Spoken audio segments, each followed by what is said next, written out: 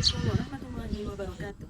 Perkenalkan, saya Nurianti SE, Kepala Sekolah Islam Terpadu As-Salam Playhari, Kabupaten Tanah Laut, Provinsi Kalimantan Selatan.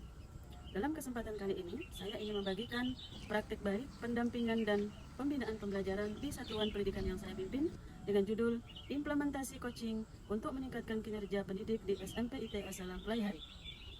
Kepemimpinan kepala sekolah merupakan upaya mempengaruhi atau menggerakkan staf, tenaga pendidik dan tenaga kependidikan, peserta didik, orang tua, komunitas belajar, dan stakeholder sekolah menuju pencapaian visi, misi, dan tujuan sekolah. Kepemimpinan kepala sekolah dapat menentukan keberhasilan proses pembelajaran di kelas. Peran kepemimpinan tersebut akan tercermin dari bagaimana tenaga pendidik melaksanakan tugas pokoknya sebagai pendidik. Kepala sekolah harus memiliki kompetensi manajerial yang isinya tentang perencanaan, pengembangan, kepemimpinan, pengelolaan administrasi, tenaga pendidik dan kependidikan, peserta didik, membangun budaya, dan yang lainnya. Peningkatan dalam pengajaran dan kegiatan pembelajaran penting untuk meningkatkan kualitas pendidikan. Upaya pemerintah untuk membangun kuantitas dan kualitas pendidikan melalui berbagai cara, salah satunya adalah dengan meningkatkan kualitas tenaga pendidik.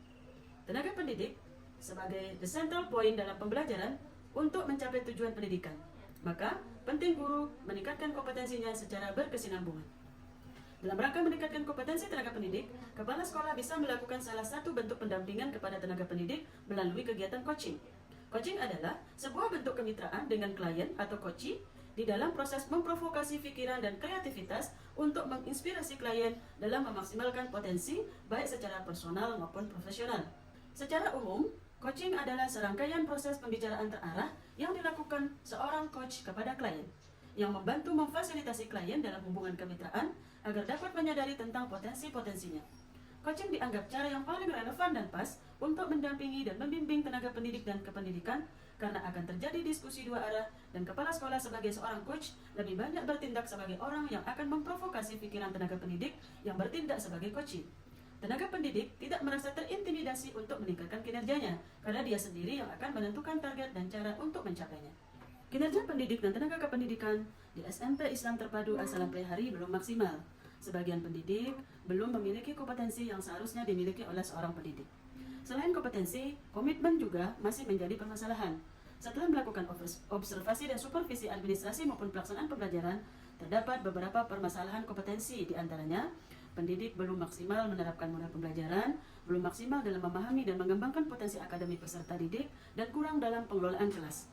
Administrasi tidak lengkap, mulai dari dokumen capaian pembelajaran, tujuan pembelajaran, alur tujuan pembelajaran, dan modul ajar. Hal ini tentu akan berdampak kepada hasil pembelajaran peserta didik.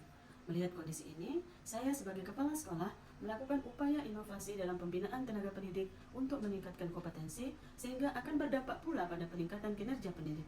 Sedangkan permasalahan komitmen tenaga pendidik diantaranya adalah datang terlambat ke sekolah, termasuk terlambat masuk ke kelas karena alasan yang tidak bisa dibenarkan, tidak mengajar ketika ada jadwal, tidak meninggalkan tugas saat tidak bisa hadir ke sekolahan, dan lain-lainnya. Coaching adalah serangkaian kegiatan yang dilakukan dalam waktu yang cukup panjang, mulai dari membuat perencanaan matang tentang kegiatan ini, sosialisasi ke seluruh tenaga pendidik dan tenaga kependidikan dengan kegiatan learning yang terdiri dari training dan coaching sebagai bekal bagi kepala sekolah untuk melaksanakan kegiatan.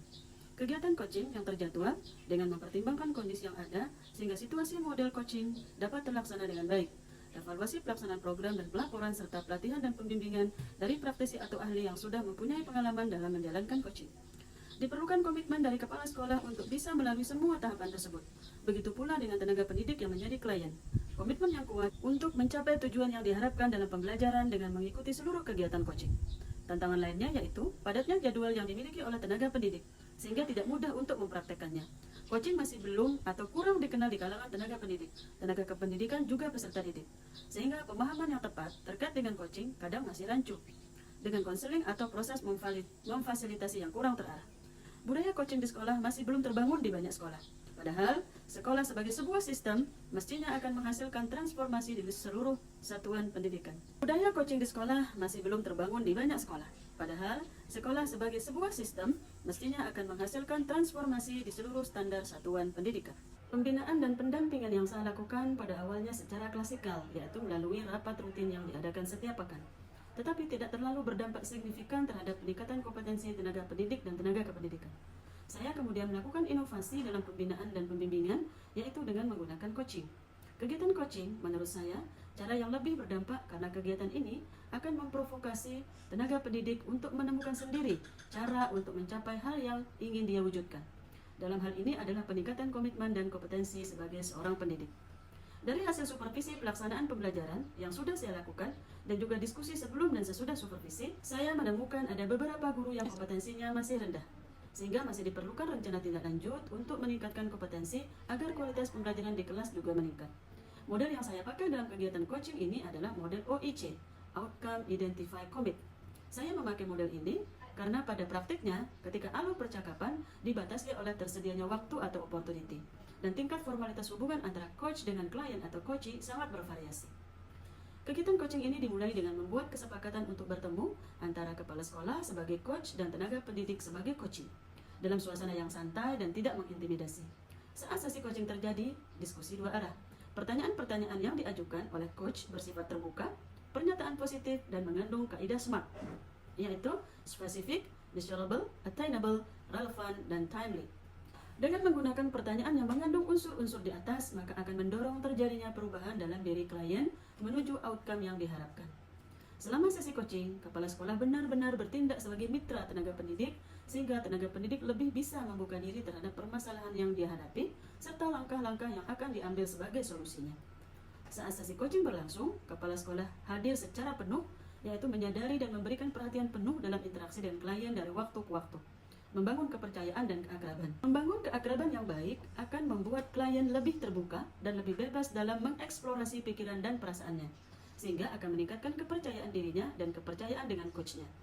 Beberapa keterampilan yang saya terapkan saat sesi coaching adalah mendengarkan aktif, mengajukan pertanyaan-pertanyaan jitu, memberikan umpan balik, dan mengelola progres. Pertanyaan-pertanyaan yang diajukan dalam bentuk tabel dan sudah disesuaikan dengan tahapannya. Pertanyaan pertama terkait dengan specific outcome atau O, untuk aspek yang ingin diketahui.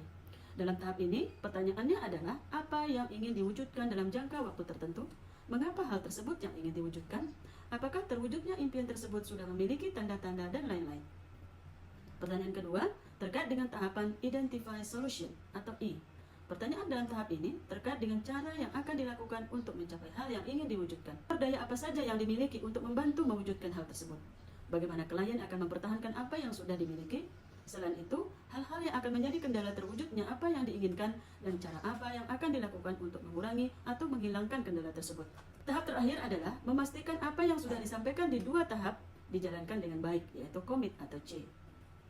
Pertanyaan-pertanyaan yang saya ajukan kepada tenaga pendidik adalah pertanyaan-pertanyaan yang menggugah. Kenapa demikian? Karena pertanyaan yang menggugah akan membuat klien merasa diberdayakan, merasa mampu dan memiliki jawaban sendiri atas hal-hal yang dia cari. Mampu menganalisa secara keseluruhan dan berpikir dengan struktur yang baik. Bisa lebih berpikir kreatif dengan perspektif yang lebih luas. Mampu membangkitkan kesadaran diri dan mendapatkan lebih banyak opsi atau pilihan-pilihan. Mendapatkan pencerahan untuk mengklarifikasi dan menganalisa hal-hal terkait dan mampu mendorong dan memotivasi dirinya untuk mengambil aksi nyata. Dari kegiatan coaching yang sudah saya lakukan, beberapa hal yang akan saya perbaiki di masa yang akan datang adalah jumlah tenaga pendidik dan kependidikan yang saya coaching adalah semuanya. Dalam kesempatan ini masih terbatas di beberapa orang saja yang saya anggap sangat mendesak untuk di-coaching karena adanya permasalahan. Semua tenaga pendidik memiliki hak yang sama untuk mengikuti kegiatan ini. Perencanaan yang matang, terutama tentang jadwal kegiatan, agar tidak terbentur dengan jadwal mengajar tenaga pendidik. Waktu kegiatan coaching yang cukup panjang, antara 60-120 menit per orang, harus lebih cermat memanage waktu yang efektif yang ada di sekolah. Selain itu, kemampuan saya sebagai seorang coach harus senantiasa ditingkatkan dengan mengikuti pelatihan-pelatihan yang relevan, sehingga lebih terampil dalam mengajukan pertanyaan-pertanyaan untuk mendorong klien terbuka dengan permasalahannya dan menemukan langkah solusinya. Bagi seseorang yang sedang menerapkan pendekatan coaching, sebuah percakapan terarah merupakan bagian yang sangat penting. Sebagaimana seni mengajar bagi seorang tenaga pendidik. Di dalamnya terkandung spirit untuk pengembangan diri secara berkelanjutan. Marilyn Atkinson dalam bukunya Dinamika Batin dalam Coaching memberikan contoh bagaimana pertanyaan yang mampu membantu memperoleh kebijaksanaan dan memperoleh kompetensi dan praktik terbaik. Pertanyaan-pertanyaan tersebut akan membantu kita menemukan komitmen dan mengembangkan diri dan bertanggung jawab atas semua yang sedang kita jalani sebaik-baiknya. Bukankah dua hal itu adalah bagian terpenting setelah niat dan fokus bagi setiap manusia untuk selangkah lebih maju, selangkah lebih baik, dan itu artinya membantu diri kita sendiri menjadi orang yang berinisiatif melakukan perubahan.